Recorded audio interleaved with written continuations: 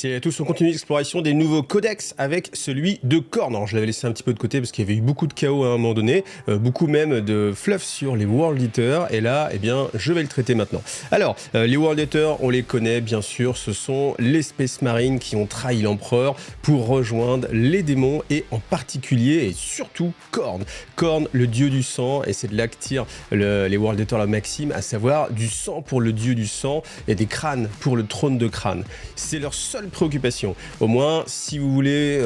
quelque chose qui est crédible, et bien là on est sur quelque chose d'extrêmement crédible en termes de motivation. Leur seule motivation, c'est de tuer, de déchiqueter, de trancher des têtes, la violence pour la violence. Il y a vraiment que ça qui les intéresse. Donc pas de conquête de territoire, pas de diplomatie, pas d'acquisition de technologie ou de savoir ésotérique. Non, il y a une seule chose qui les intéresse: tuer toujours plus de monde. Et c'est d'ailleurs ce qui pose un peu problème pour les World Eaters, parce que, eh bien, quand ils ne sont pas en train de tuer, ils subissent les douleurs des clous du boucher. Alors les clous du boucher, c'est quelque chose qui est emblématique sur les World Eaters et sur Angron, on le verra tout à l'heure. C'est tout simplement un implant qu'ils ont dans le tronc cérébral et qui leur procure des vagues de douleurs incessantes, et ça ne s'arrête jamais, ce n'est jamais débranché. Non, je repense au lapin avec, je sais plus comment ça s'appelait, avec les piles Duracell, et puis le lapin qui a cette sorte de pile qui le fait aller tout le temps et qui dure incessamment. Bah là, c'est la même chose pour les World Eaters, sauf que c'est une pile de Khorne qui leur balance de la douleur tout le temps en continu. Et en fait, la seule façon de passer au-delà de cette douleur, eh bien, c'est quand ils sont au cœur des combats et qu'ils succombent en fait à cette folie, à trancher, découper, mutiler. C'est ce qui leur permet, eh bien, de rentrer dans une sorte de moment d'extase où ils n'éprouvent plus que le massacre, la violence aveugle, et où les clous du boucher, eh bien, passent en second plan. Mais bien entendu, étant donné que ne s'arrête jamais, voilà. Donc après, là où on peut aller aux limites en fait de la crédibilité pour les World Eaters, c'est justement sur les clous du boucher, parce que Comment ne pas s'entretuer? Alors certes, les World Eaters vont s'entretuer parce que Khorne, on le précise bien, se fiche de savoir d'où viennent les offrandes, donc d'où vient le sang. L'important, c'est que le sang coule. Khorne l'a bien compris, on verra Khorne qui est l'emblématique personnage, justement, l'incarnation du berserk de Khorne. Eh bien, n'importe quel World Eater, eh bien, est un tueur psychopathe et qui doit tuer.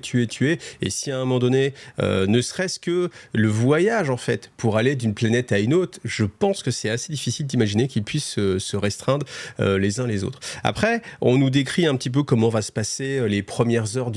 les premiers moments de l'attaque, en fait, des World Eaters. Donc, tout d'abord, eh bien, en fait, ils vont envoyer des sous-fifres, c'est-à-dire simplement des cultistes qui sont là pour éprouver un peu les défenses. Mais en fait, c'est même pas tant de la stratégie tactique, en fait. C'est simplement que ils les envoient, comme eux aussi veulent honorer Khorne, et puis ils veulent se battre, donc voilà, ils les envoient, et puis après eux ils arrivent derrière, quitte à leur marcher dessus, alors en fait je pense que c'est ce qu'on peut imaginer, ils les envoient comme ça fait un peu plus de monde à massacrer, parce que s'ils sont trop lents à avancer, et ben voilà, on va les rattraper et puis on va les déchiqueter en même temps. Et puis après, chose par contre que je n'avais pas noté mais qui est assez sympa, c'est qu'on nous dit que ce qui va caractériser en fait une attaque des World Eaters, c'est la puanteur. Pourquoi? Parce qu'en fait, étant donné qu'ils ne se lavent pas, étant donné, alors il n'y a pas que ça, hein, bien entendu, mais étant donné qu'ils ne nettoient pas en fait leur armure, et que il n'y a pas d'entretien en fait de tout ce qui est machinerie, eh bien ils vont au contraire apprécier tout ce qui est autour d'eux, tout ce qui est autour d'eux. Quand ils ont démembré en fait leur adversaire, eh bien ils vont apprécier de récupérer sa peau, de récupérer son crâne, de récupérer des boyaux, et donc en fait tout ça va s'incruster en fait dans l'armure. Évidemment, quand ils défoncent des crânes dans la céramique, eh bien il y a des morceaux d'os qui s'incrustent, etc. Et en fait, avec le temps, étant donné qu'ils ne font jamais le ménage, eh bien il y a toute une puanteur de décomposition qui est autour d'eux. Alors c'est pas quelque chose qui va ressembler à la Death Guard, hein, parce que c'est vrai que c'est l'image de la Death Guard qu'on a, hein, cette image de puanteur, mais là elle est associée en fait au World Eater, et c'est vrai que Je me rappelle pas avoir lu quelque chose de... Alors ça a toujours été le cas, là c'est pas une nouveauté, mais c'est vrai que l'accent a été mis là-dessus, et c'est vrai que je l'avais jamais entendu, et c'est vrai que tu dis mais oui, c'est vrai, effectivement. Et en fait ça fait réfléchir un peu plus loin, et ça fait se demander, mais comment ils entretiennent en fait leur armure? Et leur armure n'est pas entretenue, donc forcément ils doivent la récupérer sur les morts, etc. Et en fait, si vous voulez avoir une force World Eater, que vous voulez le plus cohérente possible avec le lore, je pense qu'il faut vraiment avoir énormément de plaques d'armure un peu différentes, donc typiquement récupérer toutes les armures énergétiques que vous pouvez, les remettre. Après, on peut se dire jusqu'où ça va, est-ce qu'on peut récupérer une épaulette Primaris et la mettre sur une armure de légionnaire du chaos? Peut-être que c'est possible. Et puis après, si on réfléchit un peu plus loin, c'est mais comment ils font ça en fait? À quel moment ils ont suffisamment en fait leur esprit serein, on va dire, pour pouvoir se concentrer pour ne serait-ce que dévisser sans tout défoncer une plaque d'armure et la réutiliser. Voilà. Donc après, on nous dit bien sûr que il n'y a qu'au cœur des combats que les clous du boucher eh bien, se taisent un petit peu, et malgré tout, bon, il y a quand même des World Eaters qui vont utiliser des armes de tir, mais c'est vraiment minoritaire, et on peut raisonnablement imaginer que ceux qui sont typiquement dans les Predators ou dans les Land Raiders, c'est la pire place, parce que ils peuvent certes tuer et mutiler, mais il y a pas vraiment cette sensation, et en fait, ils ont besoin de ressentir les épées tronçonneuses, les haches tronçonneuses, parce que cette vibration, et quand il y a en fait les dents d'adamantine qui arrache la céramique, hein, c'est encore mieux si c'est un Space Marine évidemment en face, si c'est un peu importe, même si c'est un Space Marine du chaos ou si c'est un Space Marine loyaliste, mais parce que justement il y a ce côté déchiqueter quelque chose, et quelque chose qui est assez impressionnant, c'est que on n'a même pas cette définition en fait de chercher à affronter les meilleurs ennemis. Certains vont chercher à offrir à Khorne les crânes des plus grands combattants, mais pour la masse en fait des World Eaters, je pense que ça c'est quelque chose qui passe en retrait, et peu importe qu'ils soient en train de tuer tout simplement un pauvre citoyen de l'Imperium, ou alors au contraire un champion Space Marine. C'est quelque chose qui est un petit peu sous-jacent, et on l'a avec certains personnages qui prennent plaisir à jauger en fait leur capacité martiale, à savoir s'ils sont meilleurs combattants pour plaire justement à Khorne. Mais on a aussi toute une proportion en fait des World Eaters qui ne savent même pas qu'ils sont inféodés à Khorne. C'est quelque chose qui est précisé et qui peut être assez étonnant, mais ils disent voilà, certains ignorent même qu'ils se battent en fait pour Khorne, parce que simplement ils sont aveuglés par la violence, et en fait ne vouent pas de culte à Khorne, simplement voilà, ils avancent, ils tuent, ils veulent tuer encore plus. Alors bien sûr ça rend honneur à Khorne, mais c'est pas la mention principale, et je pense que j'en déduis que pour eux en fait, pour ces légionnaires-là, eh bien affronter les plus grands adversaires, c'était pas non plus du tout un objectif. Alors bien sûr, comment ne pas parler d'Angron, si le primarque de la 12e Légion, sans parler des World Eaters. Alors au début, les World Eaters s'appelaient simplement la 12e Légion. Je vous le rappelle, normalement vous le savez, parce que c'est quand même quelque chose qui est assez bien connu maintenant, mais pour ceux qui ne connaîtraient pas l'histoire, à l'époque où l'empereur a lancé ses grandes croisades, il est parti avec les légions de Space Marine, mais les légions de Space Marine n'avaient pas à leur tête encore leur primarque. Et le but de la grande croisade, c'était de rassembler les peuples épars de l'humanité, et aussi de retrouver les primarques. Et quand l'empereur a retrouvé justement Angron, Angron avait atterri en fait tous les primarques ont atterri sur des différentes planètes. Ils ont de la chance, ils auraient pu errer dans l'espace infini pendant des années. Bon, alors, est-ce qu'ils ont de la chance, ou est-ce que c'était un plan des dieux du chaos, ou est-ce Bon, vous avez certainement la réponse. Le principe, c'est que chaque primarque arrivé à un endroit, et bien sûr, c'est ce qui a défini après la façon dont il a été élevé. Et Angron, lui, il n'a pas vraiment eu de chance, parce qu'il est arrivé à un endroit où des esclavagistes entretenaient des arènes de combat, et où, bien entendu, tous les combattants, tous les enfants étaient élevés au combat pour divertir l'élite dirigeante et technologique de la planète avec des combats d'arène le plus sanglants possible. Et c'est à ce moment-là que Angron justement a reçu les clous du boucher. Les clous du boucher, c'est quelque chose qui est typique de la planète de Nuceria. Et ce qui s'est passé, c'est que c'était bien entendu un primarque, donc bien entendu il avait des capacités qui dépassaient de loin ses congénères, et qui étonnaient bien sûr, qui épataient tout le monde dans les arènes, mais la technologie faisait qu'il était encore il était encore contraint en fait par ses maîtres. Alors il a développé avec justement, on va faire simple, si vous avez vu Spartacus, la série il y a quelques années maintenant, c'est exactement ce système-là en fait, c'est-à-dire qu'il a développé un respect et une amitié profonde avec ses compagnons d'arène dans la mort, dans l'entraînement, etc. Et à un moment donné, quand justement il y a eu les clous du boucher qui ont été implantés, il a perdu plus ou moins son sens un peu posé de la stratégie, de l'empathie, et il est devenu résolu à se libérer de ces geôliers, de justement la techno-élite qui dirigeait la planète, et il a fomenté en fait une rébellion qui a réussi à prendre le pas sur les gardiens, prendre le pas sur les avancées technologiques qu'il y avait sur les esclavagistes, mais forcément, on n'avait que des esclaves, donc ils se battaient sans armes, sans équipement, même si on peut imaginer qu'ils ont récupéré des équipements. Leur révolte s'est étiolée au fil des pertes, et que bien sûr l'armée n'était pas renforcée, puis bon, c'était qu'une poignée de gladiateurs. Et en fait, c'était quelque chose qu'ils acceptaient avec joie, parce qu'au moins ils mourraient, mais ils mourraient libres. Et en fait, c'est ce qui leur avait manqué tout le long de leur vie, cette liberté. Donc on raconte, alors dans ce passage-là, on nous raconte que l'empereur a retrouvé son fils pile poil au moment où Angron s'apprêtait avec ses derniers rescapés, avec ses derniers frères d'Arène, à lancer le dernier baroud d'honneur sur le château qui était en haut des montagnes inaccessibles, là où il y avait le siège justement du pouvoir des esclavagistes. Et on nous dit que l'empereur a décidé de ne pas faire périr et de ne pas perdre son fils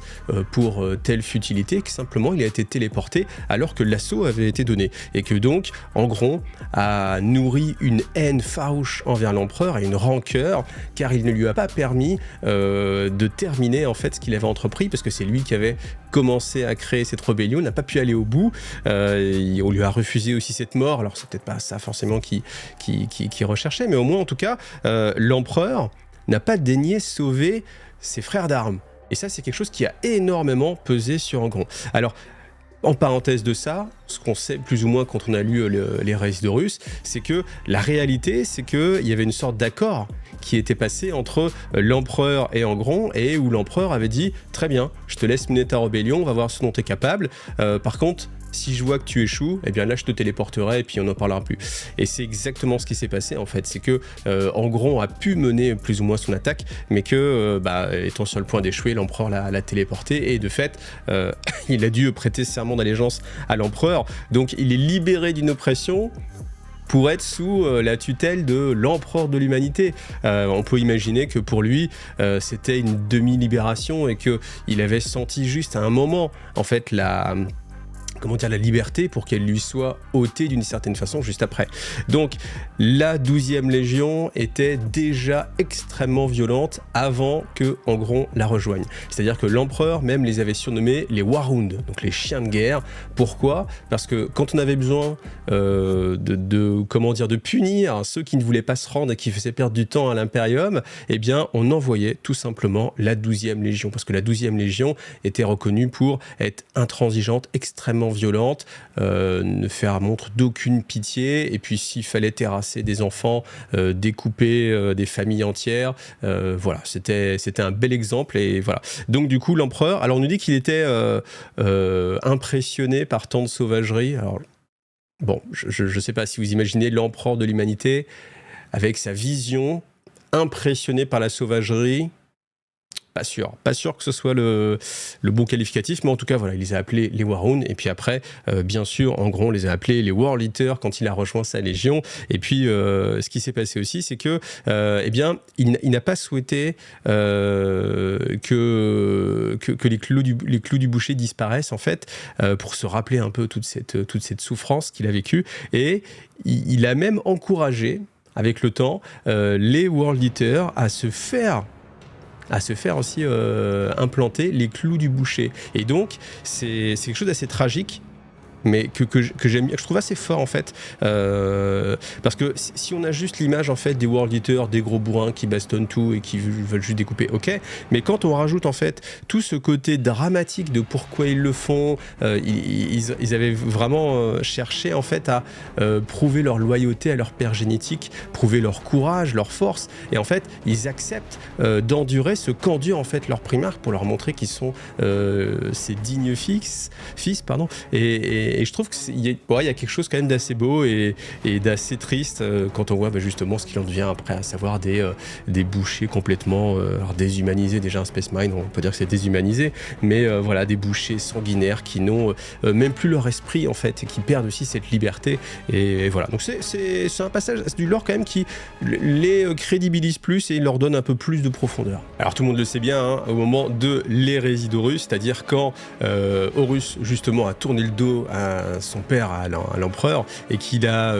emmené avec lui les forces qui étaient loyalistes et qui sont passés renégates, et bien forcément, Angron qui nourrissait de plus en plus de rancœur envers l'empereur, et bien s'est fait un réel plaisir de joindre ses forces pour le massacre, pour aller se venger de l'empereur. Donc les World Eaters, c'est vraiment une des légions qui a le plus participé aux guerres lors de l'hérésie d'Horus. On les retrouve partout, on les retrouve sur le siège de Terra aussi, sur cette bataille finale. On a d'ailleurs un passage qui est assez marquant, c'est justement le combat entre Angron et un de ses frère, à savoir Sanguinius. Mais malgré tous les pouvoirs d'Angron, parce qu'à ce moment-là c'était déjà un prince démon, en fait il avait déjà acquis une puissance supplémentaire avec son allégeance en fait à Khorne, et bien Sanguinius l'a terrassé, et il n'a pas été il a été banni, hein, tel un prince démon en fait, il n'a pas été éradiqué, mais juste avant il a été réaspiré par le Warp, et c'est ce qui a continuer de le torturer, c'est ce qui l'a rendu encore plus fou, et jusqu'à ce qu'il devienne le prince démon qu'on connaît maintenant, le primarque démon Angron, dont je vous ai déjà parlé vraiment beaucoup. D'ailleurs, si vous voulez plus d'informations sur les actions assez récentes, on va dire, d'Angron, dans les Arches Fatidiques, il y a vraiment toute une partie en fait sur lui, donc je vous invite à suivre le petit lien en haut, vous avez l'image qui apparaît, vous avez le lien YouTube qui apparaît, et pour aller voir en fait toutes ces parties-là, parce que c'est assez sympa de voir comment il a été traité récemment en fait dans le lore. Alors je vous ai dit qu'on allait reparler de Kharn. Donc ce qui se passe, c'est que Kharn c'était le lieutenant préféré d'Angron, celui qui était le plus proche de lui, qui le comprenait le mieux aussi, qui était aussi le plus sauvage parmi les Space Marines. Et une fois qu'Angron en fait a été banni, eh bien il s'est retrouvé à la tête de la Légion. Donc bien sûr ils ont dû s'enfuir, ils ont perdu énormément de troupes dans cette fuite-là, parce que forcément l'Imperium voulait éradiquer les légions renégates et cherchaient à envoyer tout ce qu'ils avaient pour qu'il ne reste vraiment plus un seul renégat. Donc la seule fuite possible, c'était vers l'œil de la terreur, et au sein de l'œil de la terreur, ils se sont retrouvés avec toutes les légions en fuite, dont les empereurs Children. Et ils sont arrivés au-dessus d'un monde sans nom, qu'on ne connaissait pas, ils ont essayé dans un premier temps, et je crois que ça a été la dernière action diplomatique des World Eaters, de se partager en fait ce monde-là, de savoir comment ils allaient s'organiser sur cette planète. Mais à un moment donné, Kharn a pété les plombs et a fait non, il y aura pas de négociation, et il a attaqué les empereurs Children, et donc il y a eu un affrontement vraiment très violent qu'on compare justement à ce qui s'était passé sur le siège de Terra, des combats d'une violence sans précédent dans ce monde-là, ce monde qui a été baptisé Scalatrax qui signifie destruction ou lieu de jugement en Agrakali, qui est la langue qui était la plus couramment utilisée par les World Eaters. Et ce qui s'est passé, c'était que ce monde, comme c'était dans l'œil de la terreur, avait des conditions horribles, à tel point que même les Space Marines ne pouvaient pas combattre la nuit parce qu'il faisait trop froid, et ils étaient obligés de se cacher, de se terrer. Bien entendu, si les empereurs Children gardaient encore de la cohésion et étaient capables d'attendre tranquillement pendant la nuit, et voire même de reprendre des forces, voire même de dormir un peu, de se reposer, de recharger leurs armes, de réparer, eh bien les World Eaters, eux, pendant cette nuit-là d'inaction, pendant ces nuits d'inaction qui se succédaient, eux, ils étaient soumis au clou du boucher qui continuait à les marteler, et en fait la pression était trop forte, et à un moment donné, c'est ce qu'on appelle la nuit de la démence, eh bien Kharn tout simplement a pris un lance-flamme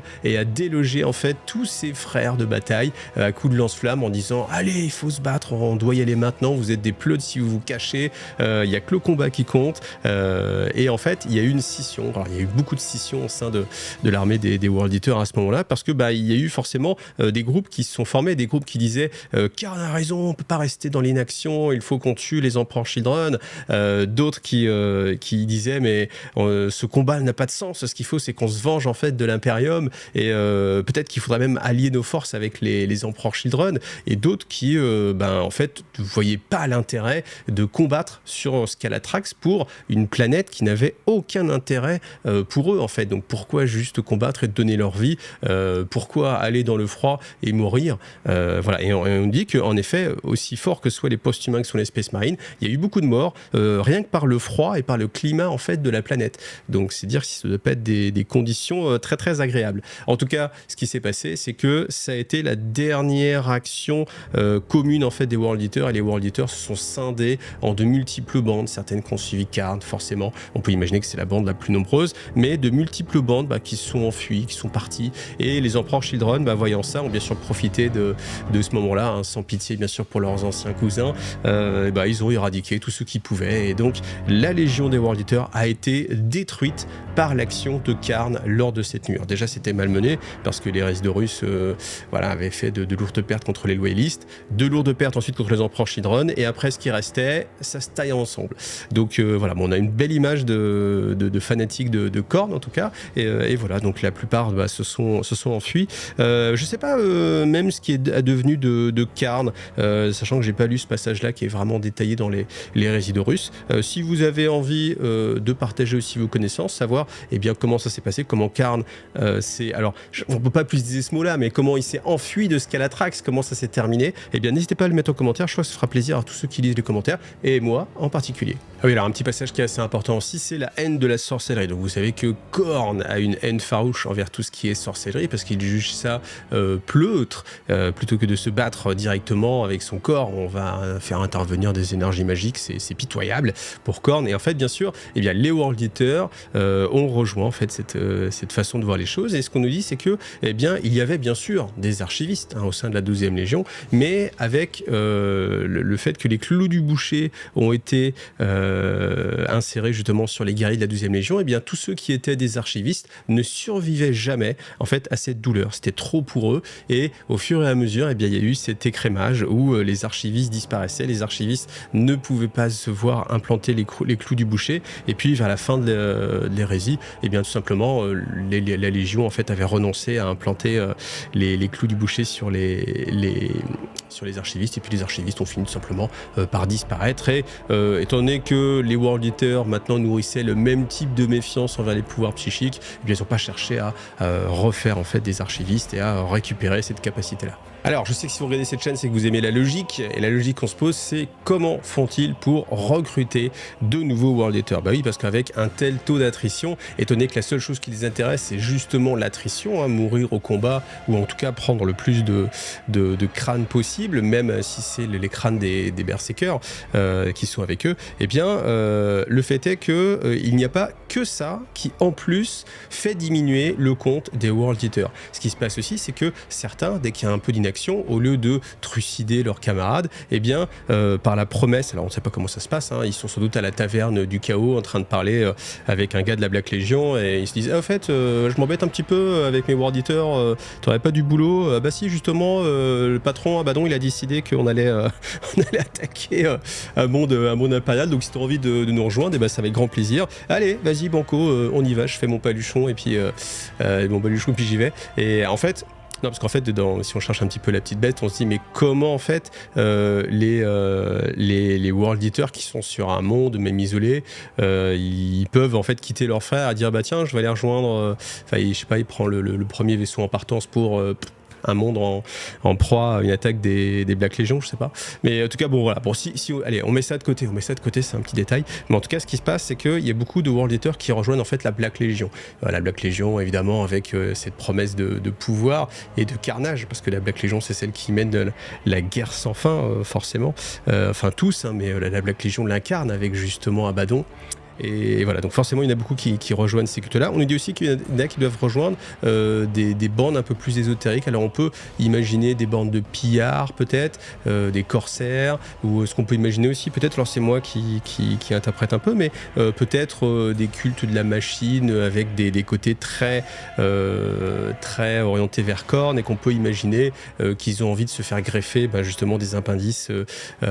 mécaniques pour pouvoir arracher encore plus de crânes, etc. C'est quelque chose qui peut être assez cohérent. On peut même aller encore plus loin et se dire que certains espèrent peut-être que le mécanicum noir en fait va diminuer leur ressenti de la douleur et justement des clous du boucher. C'est quelque chose qui peut être crédible. Mais à l'inverse, on nous dit, alors comment justement ils recrutent ? Eh bien en fait ce qui se passe c'est que l'implantation des clous du boucher, qui est indispensable justement pour devenir un World Eater, eh bien elle est très compliquée. Et en fait il n'y a que les chirurgiens berserk qui sont spécialisés là-dedans, et ils sont eux-mêmes très peu nombreux, parce que ça demande, alors on imagine bien, quand vous êtes un tueur psychotique, vous êtes en train d'opérer quelqu'un, bon voilà, c'est très difficile de lutter contre sa pulsion de justement lui couper la tête alors que vous êtes en train de l'opérer. Donc c'est quelque chose qui est difficile mais qui existe malgré tout, et on nous dit que les World Eaters, eh bien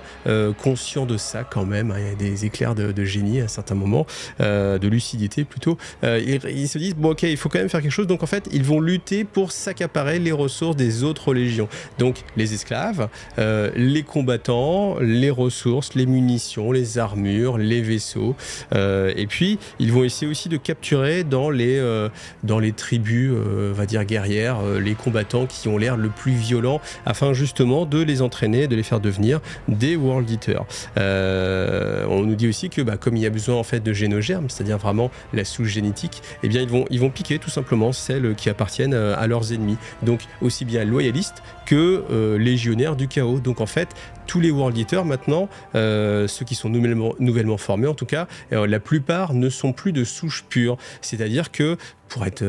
très explicite, vous allez tuer un ultramarine, voire un Blood Angel, alors, même pourquoi pas, on peut imaginer. Peut-être que les Blood Angel quand même c'est un peu difficile parce qu'il y a une rivalité énorme entre les Blood Angel et les World Eaters, voilà, donc c'est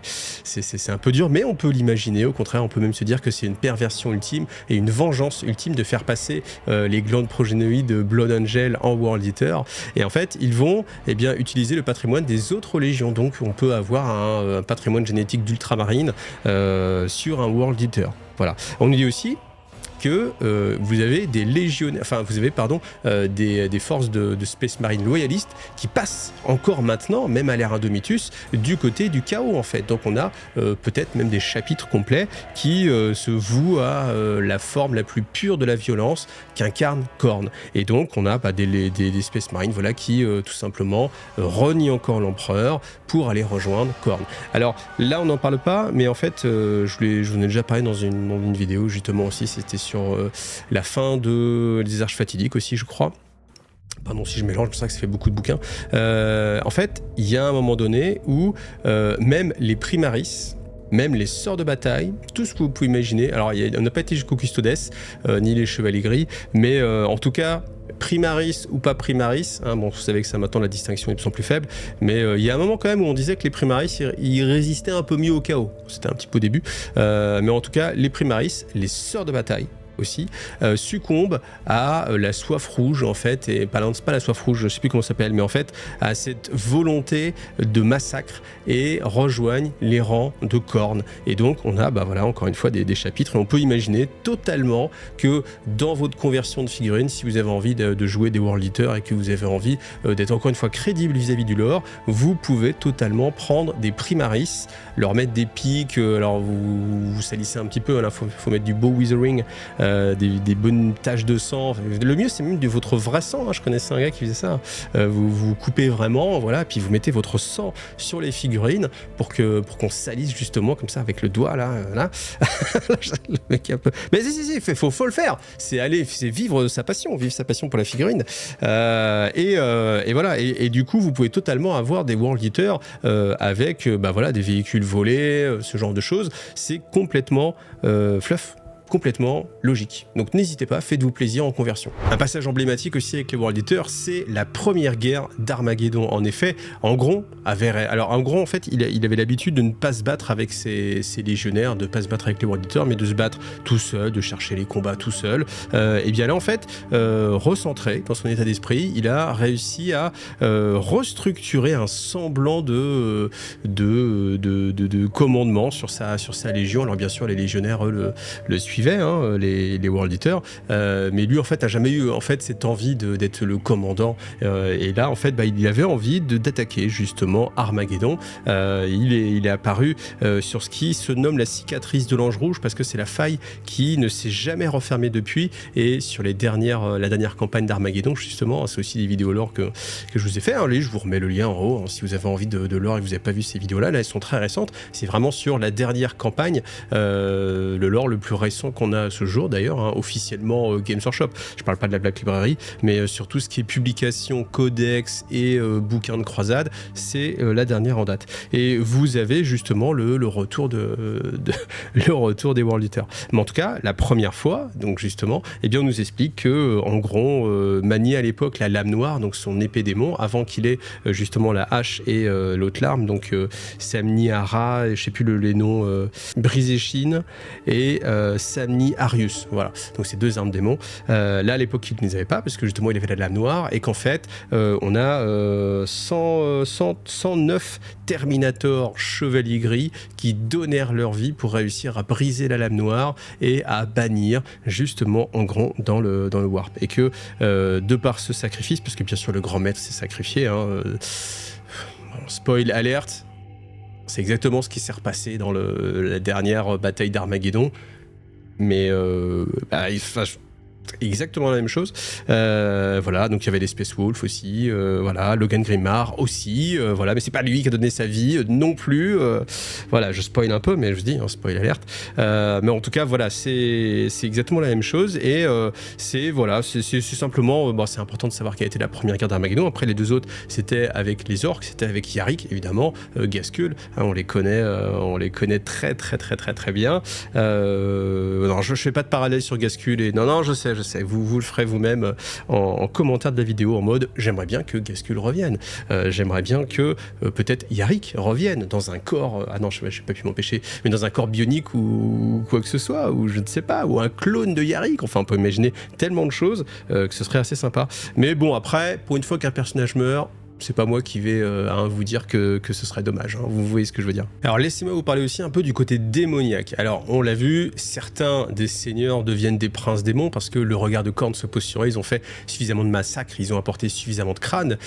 pour le trône de Khorne pour pouvoir avoir l'ascension démoniaque et se retrouver démon. Ce qui se passe aussi, c'est que les bandes démoniaques suivent les agissements des World Eaters. Donc en fait, ce qui va se passer, c'est que à chaque fois que les World Eaters vont attaquer à un endroit,